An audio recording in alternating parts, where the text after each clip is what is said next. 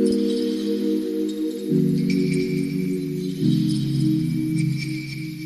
warahmatullahi wabarakatuh.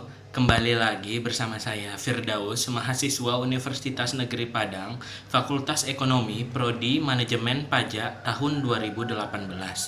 Pada kesempatan kali ini, saya akan kembali menjelaskan materi etika perpajakan mengenai etika dalam pengambilan keputusan, di mana pada bab kali ini, yaitu bab etika dalam pengambilan keputusan, terdapat beberapa subbab. Di antaranya yaitu adalah yang pertama, pendekatan etika dalam pengambilan keputusan. Yang kedua, peran pemimpin dalam pengambilan keputusan. Yang ketiga yaitu pemimpin yang beretika. Yang keempat yaitu adalah pengambilan keputusan dalam bidang perpajakan. Dan yang terakhir adalah contoh kasus dari etika dalam pengambilan keputusan. Materi pertama mengenai pendekatan etika dalam pengambilan keputusan, di mana pendekatan etika dalam keputusan itu terdapat 4 pendekatan, diantaranya pendekatan filosofi, pendekatan 5 pertanyaan, pendekatan standar moral, dan pendekatan pastin. Yang pertama yaitu adalah pendekatan filosofi, di mana pendekatan filosofi adalah kerangka dalam berpikir kritis untuk mencari solusi dalam berbagai masalah. Keterkaitannya dengan pengambilan keputusan etis adalah diantaranya sebagai berikut. Yang pertama yaitu adalah konsekualisme atau utilitarianisme ataupun teologi, di mana paham ini berpegang pada prinsip bahwa suatu tindakan itu benar secara moral, atau paham ini berpegang jika konsekuensi yang menguntungkan lebih besar daripada konsekuensi yang merugikan. Yang kedua yaitu deontologi, yang berfokus pada kewajiban dan tanggung jawab yang memotivasi suatu keputusan atau tindakan dan bukan pada konsekuensi dan tindakannya. Yang ketiga dari pendekatan filosofi ini yaitu adalah etika kebajikan, di mana berkaitan dengan aspek motivasi dan karakter dari moral yang ditunjukkan oleh pengambilan keputusan. Pendekatan yang kedua yaitu adalah pendekatan 5 pertanyaan, di mana pendekatan ini merupakan pendekatan etis komprehensif. Pendekatan ini bersifat opsional atau dirancang untuk memfokuskan proses pengambilan keputusan pada relevansi isu tertentu untuk suatu organisasi. Yang ketiga itu adalah pendekatan standar moral, di mana pendekatan ini lebih berfokus kepada untuk memandu pengambilan keputusan atau untuk melakukan analisis yang lebih luas berdasarkan keuntungan yang bersih, bukan hanya probabilitas atau sebagai tantangan pertama dari keputusan yang sudah diusulkan. Pendekatan yang terakhir yaitu adalah pendekatan pastin, di mana pendekatan ini menggunakan konsep etika aturan dasar untuk mengungkapkan gagasan bahwa individu atau organisasi memiliki aturan-aturan dasar dan nilai-nilai fundamental yang mengatur perilaku yang diinginkan oleh suatu organisasi tersebut. Subbab materi yang kedua yaitu adalah peran pemimpin dalam pengambilan suatu keputusan, di mana peran pemimpin dalam mengambil keputusan adalah sentral atau strategis.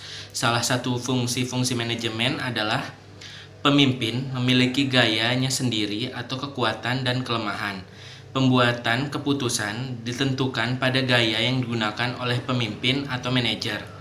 Informasi yang sama akan dievaluasi atau diambil keputusannya dengan gaya kepemimpinan yang berbeda. Jika seseorang pemimpin tidak mampu untuk membuat suatu keputusan, maka tidak dapat menjadi pemimpin atau tidak layak untuk dijadikan pemimpin.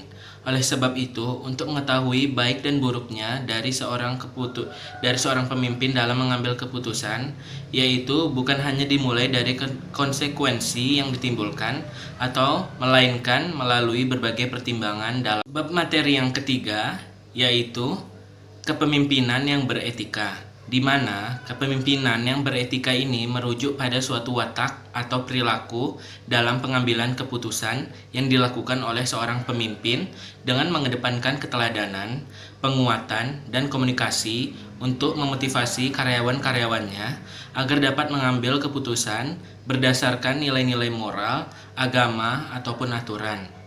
Baik di dalam maupun luar organisasi, kepemimpinan beretika berperan penting dalam meningkatkan dan menjaga kualitas suatu integritas dari sebuah organisasi. Bab materi yang keempat yaitu mengenai pengambilan keputusan di dalam bidang perpajakan, di mana di dalam bidang perpajakan ini pengambilan keputusan harus dilakukan untuk membantu membuat perancangan dan strategi perpajakan dalam memberikan analisa dan prediksi mengenai potensi pajak perusahaan di masa yang akan datang, sehingga pihak perusahaan dapat mengambil keputusan dengan baik dan benar. Dengan adanya pengambilan keputusan dalam bidang perpajakan ini, setidaknya mempermudah atau membuat gambaran bagi suatu organisasi atau perusahaan untuk merancang berapakah pajak yang akan mereka bayarkan dari sedini mungkin, sehingga ketika pajak itu sudah jatuh tempo, pihak perusahaan tidak akan merasa terkejut dengan besarnya jumlah pajak yang akan mereka bayarkan, sehingga sebelumnya mereka dapat memikirkan cara-cara untuk meminimalkan pembayaran pajak yang harus mereka lakukan. Terakhir yaitu mengenai contoh kasus dalam pengambilan etika dalam pengambilan keputusan, yaitu saya ambil contoh kasusnya mengenai kekecewaan pelanggan perusahaan Apple terhadap penurunan harga iPhone. Berikut saya akan tampilkan kronologi dari kasus yang saya akan bahas. Kemudian para pembaca akan bisa melihat kronologi tersebut setelah penjelasan saya berikut ini.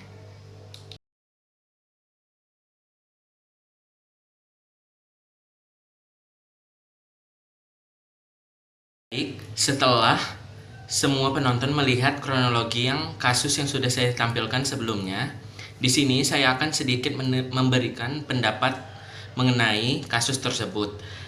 Di mana dari contoh kasus di atas, menurut pendapat saya yaitu pengambilan keputusan yang sudah diambil bisa dikatakan adalah keputusan yang diambil secara strategis, di mana karena keputusan tersebut dibuat oleh sepemilik puncak manajemen atau CEO perusahaan tersebut, yaitu perusahaan Apple, di mana Steve Jobs dengan keputusan untuk menurunkan harga barang atau penjualan akan menghasilkan keuntungan yang lebih besar dari penjualan sebelumnya. Karena dengan penjualan iPhone di pasaran yang terus meningkat, maka akan semakin banyak menarik peminat iPhone, dengan maksud secara tidak langsung akan mempromosikan iPhone pada awalnya kepada masyarakat luas pada era tersebut. Tetapi pengambilan keputusan yang diambil oleh Steve Jobs merupakan keputusan yang diambil secara metode yang disebut dengan kewenangan tanpa diskusi, di mana metode ini mempunyai kelemahan, yaitu kelemahannya mudah muncul rasa ketidakpercayaan para anggota organisasi terhadap keputusan yang telah diambil oleh pemimpinnya.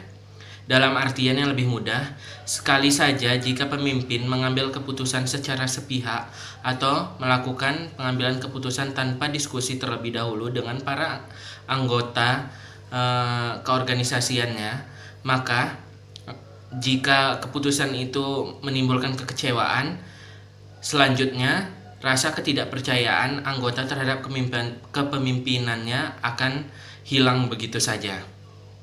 Mungkin dari kasus di atas dapat kita ambil pelajaran bahwa jika ingin mengambil keputusan, seorang pemimpin setidaknya terlebih dahulu berdiskusi kepada orang-orang yang berkompeten dalam bidangnya untuk mendukung pendapat-pendapat lain sehingga mencapai keputusan yang terbaik bagi organisasi atau perusahaannya. Mungkin sekian itu saja yang bisa saya sampaikan mengenai materi etika dalam pengambilan keputusan. Lebih dan kurangnya saya mohon maaf jika terdapat banyak salah. Saya akhiri, wabillahi taufiq wal hidayah. Wassalamualaikum warahmatullahi wabarakatuh.